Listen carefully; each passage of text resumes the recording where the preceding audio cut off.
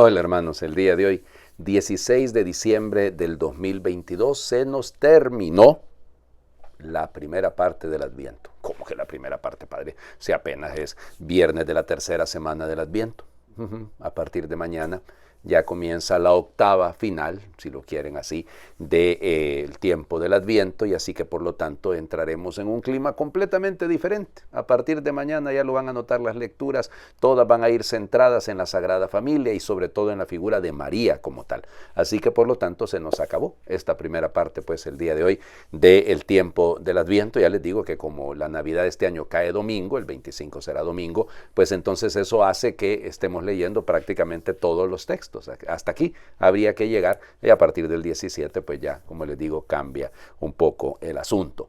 Bueno, hoy les voy a hablar del apóstol de la familia, así le llamó precisamente San Juan Pablo II cuando lo beatificó, porque también él lo canonizó.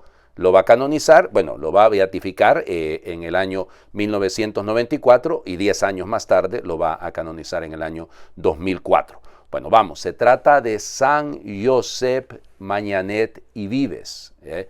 San Josep era nacido, pues vamos, en Lérida, en Tremp, así se llamaba el pueblito, el 7 de enero de 1833. Perdonen que me ría, pero es que miren, con esto del Mundial, ustedes saben, en Argentina han hecho una campaña extraordinariamente bonita, muy bonita, sí hay que decirlo. Las coincidencias entre cuando ganaron el Mundial de 1986 y y entonces van sacando un montón de coincidencias. Entonces, una de las coincidencias es que el árbitro que pitó la final de 1986 nació el 7 de enero y el árbitro que va a pitar, el polaco que va a pitar el partido pasado mañana, también es polaco, también nació el 7 de enero, y aquel era brasileño, este es polaco. Y entonces, cuando yo, revisando la biografía de San Josep, era el 7 de enero, el día que nació, dije, ay Dios mío, van a decir que otra coincidencia también. Bueno, era de una familia, vamos, numerosa, eran muchos, y le tocó estudiar y trabajar al mismo tiempo porque era una situación bastante complicada, pero era un muchachito muy, muy dedicado. Bueno, entra en el seminario, será ordenado para la diócesis de Urgel, ahí va a estar durante 12 años prácticamente sirviendo, ayudándole al obispo, va a ser ordenado en 1859, pero ya para 1864 él decide que él tenía en el corazón el tema de la familia. La familia es lo más importante, y entonces empieza a trabajar y miren, y escribía un montón de cosas. Todavía está en pie la revista que él fundó, la revista Sagrada Familia, ¿no? Y no tienen idea ustedes toda la obra que hizo en respecto. Entonces funda una congregación en 1864 que son los hijos de la Sagrada Familia, Jesús, María y José, y luego va a fundar 10 años más tarde, en 1874, las hijas misioneras de la Sagrada Familia. Y entonces ahí va a realizar su obra. A él le debemos, porque bajo su inspiración, que Antonio Gaudí todavía no está terminada, pero el templo expiatorio de la Sagrada Familia de Barcelona, que eso es precisamente Josep Mañanet el que promueve este proyecto, y Antonio Gaudí pues sencillamente lo va a secundar. No está terminado, ese templo es majestuoso, una cosa de lo más hermoso que puede haber y de lo más digno para Dios que puede haber, pero entonces el proyecto originalmente, como les digo, es de él, o sea, nace de su vocación, si lo quieren. Bueno, pues ya le digo, miren, los últimos años, padeció los últimos años de su vida, tenía unas llagas abiertas en su costado que no cerraban, y era un dolor, pero él decía que eran los signos de la misericordia de Dios para con él. Bueno, hay que tener el corazón definitivamente de un santo. Realmente él muere el 17 de diciembre de 1901. Lo que pasa es que acuérdense que, como les digo, ya a partir de mañana, el 17 de diciembre, pues ya se acabó, no olvídense. Hablar de santo va a ser bien complicado en estos días porque ya nos vamos a centrar directamente en la octava final para el día de la Navidad, como la Semana Santa, digamos, fíjense, la Semana Santa que prepara la Pascua, entonces, bueno, como la Semana Santa de Navidad, entonces hay que preparar la Semana Santa para llegar al día de la Navidad.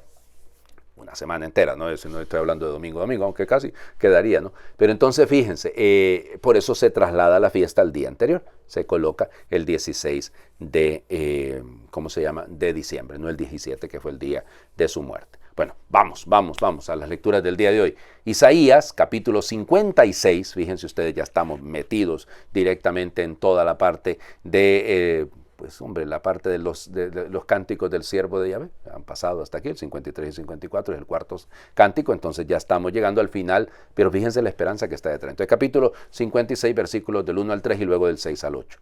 Esto dice el Señor: velen por los derechos de los demás, practiquen la justicia, porque mi salvación está a punto de llegar. Dichoso el hombre que hace esto y en ello persevera, el que se abstiene de profanar el sábado, el que aparta su mano de todo mal. No diga el extranjero que ha dado su adhesión al Señor, sin duda que el Señor me excluirá de su pueblo. A los extranjeros que se han adherido al Señor para servirlo, amarlo y darle culto, a los que guardan el sábado sin profanarlo y se mantienen fieles a mi alianza, los conduciré a mi monte santo y los llenaré de alegría en mi casa de oración. Sus holocaustos y sacrificios serán gratos a mi altar, porque mi casa será la casa de oración para todos los pueblos. Esto dice el Señor Dios, que reúne a los dispersos de Israel, a los ya reunidos. Todavía añadiré otros. Palabra de Dios. Te alabamos, Señor. Bueno, el signo universal, ¿no? Detrás de todo esto. El pueblo judío, piensen, están volviendo del destierro, están en este proceso de regresar. Y lógico, ¿no? Han pasado 80 años ahí en el destierro, más o menos, 70 y tantos. Y entonces, claro, ya son generaciones las que han pasado. Se han casado por ahí. Y entonces, ¿qué pasa con estos extranjeros? Que de repente un judío que se enamoró de un habitante de Ecbatana, de Babilonia, de una sumera, de una, qué sé yo. Y entonces, ¿cómo hago yo? Si esta era pagana. No, pero ha querido vivir como judía. Y entonces, ¿cómo hago? Y entonces empieza todo este, imagínense ustedes, es con el destierro que nace esta visión universalista. En lugar de pensar, nos encerramos, y claro que hubo un proceso de encerramiento, ahí nace el judaísmo, ¿no? Nacerá la idea de la sinagoga, la idea, de la reunión propiamente cada sábado, todo esto nace en el destierro, pero como un deseo de preservar lo fundamental, pero sin dejar de ver la apertura a lo universal. Mi casa, dice el Señor, será la casa de oración para todos los pueblos.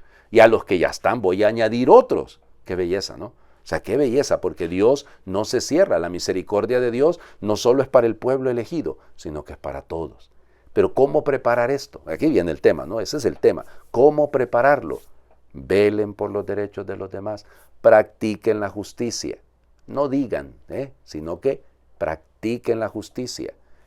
El que se abstiene de profanar el sábado, el que aparta su mano de todo mal. O sea, es un proceso interior.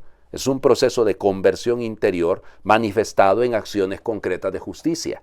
O sea, yo debo apartarme del mal, es una decisión libre, es una decisión mía, pero no solo es apartarme del mal, o sea, no solo es no hacer lo malo, es también aprender a hacer lo que es bueno, es también aprender a hacer siempre lo que es bueno. Vamos al Evangelio. Fíjense, hoy leemos el Evangelio de Juan. Juan, capítulo 5, versículos del 33 al 36. En aquel tiempo Jesús dijo a los judíos: ustedes enviaron mensajeros a Juan el Bautista y él dio testimonio de la verdad. No es que yo quiera apoyarme en el testimonio de un hombre. Si digo esto, es para que ustedes se salven. Juan era la lámpara que ardía y brillaba, y ustedes quisieron alegrarse un instante con su luz. Pero yo tengo un testimonio mejor que el de Juan. Las obras que el Padre me ha concedido realizar y que son las que yo hago, dan testimonio de mí y me acreditan como enviado del Padre. Palabra del Señor. Gloria a ti, Señor Jesús. Este texto leído durante el tiempo de la Pascua tendría otra connotación, ¿no? Tendría la connotación de la crítica que hacen los judíos frente a las obras de Cristo y que, al contrario, son las obras que acreditan que el Señor viene en el nombre de su Padre. Ahora bien, ¿a dónde tenemos que apuntar aquí? A dos cosas. La primera de ellas es quedarnos con la imagen de que Juan el Bautista cumple su misión, él da testimonio de la verdad. Juan era la lámpara, ojo, Juan no es la luz, es la lámpara. Es decir, una lámpara sin luz no cumple su misión, ¿no? Pero la luz es Cristo, Juan es la lámpara. Así como hemos dicho, ¿se acuerdan que ayer lo meditábamos un poquitín? Cuando hablábamos de que Juan es la voz, pero no es la palabra. Él presta su voz para que la palabra llegue. O sea, pero entonces Juan cumple bien su misión. Entonces Israel, llamado a cumplir bien su misión, porque vela por los derechos de todos, porque practica la justicia, es un camino de preparación a la venida del Mesías. Juan nos está pidiendo que entonces no solo es justicia, no solo es práctica de la justicia, sino que vivamos en la verdad. Vivamos en la verdad. Y entonces, esa verdad, ¿a dónde nos lleva? ¿Para qué esa verdad? Para salvarnos. Si digo esto, dice el Señor Jesús, no es por mí, es para que ustedes se salven. Entonces fíjense, la encarnación del Hijo de Dios, el nacimiento del niño Jesús, el nacimiento del Verbo encarnado, es para nuestra salvación, es en provecho nuestro. Ese es el sentido de todo esto, ¿no? Y por eso les digo, tenemos que revisar bien si efectivamente estamos respondiendo a este proyecto de amor que significa la propuesta del Señor. Vivir en la justicia, vivir en la verdad. Les invito a hacer oración. Te damos gracias, Padre, por Jesucristo, tu Hijo. Te damos gracias, Padre, por Juan Bautista. Juan es el amigo, Cristo es el esposo. Juan es la voz, Cristo es la palabra. Juan es la lámpara, Cristo es la luz. Juan es el precursor, Cristo es el Mesías. Juan es el mensajero, Cristo es el mensaje. Juan anuncia la necesidad de allanar el camino, Cristo es el camino. Juan bautiza con agua, Cristo bautiza con Espíritu Santo y fuego. Te damos gracias, Padre, porque cuentas con nosotros para continuar la misión de Juan Bautista. Que nuestra vida y nuestra voz griten que tú estás cerca, en el desierto de aldeas, pueblos y ciudades, en el desierto del vacío interior de muchas personas. Que con nuestro compromiso, Señor, tú allanes los senderos, eleves los valles de depresión, la desilusión y la desconfianza, rebajes montes de orgullo y colinas de injusticia, y endereces deseos y sentimientos torcidos.